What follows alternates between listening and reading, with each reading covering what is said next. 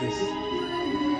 Right from childhood, I have been on medications, hoping that a day will come where I will live a life free of medications.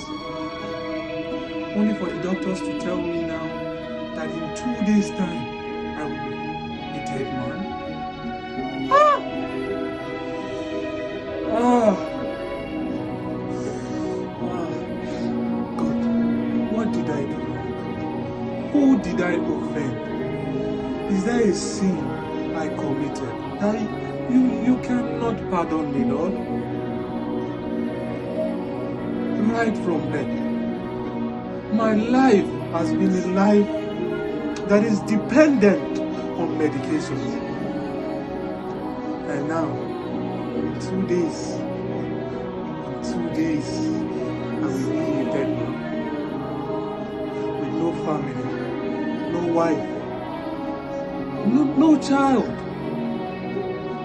So this is how my life will end.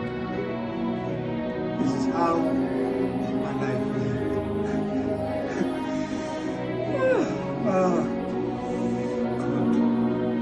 God. This can't be. This shouldn't be. This shouldn't be. Please. I need help. Please. This cannot be the end of my life. This cannot be the end of my life. No. No. I refuse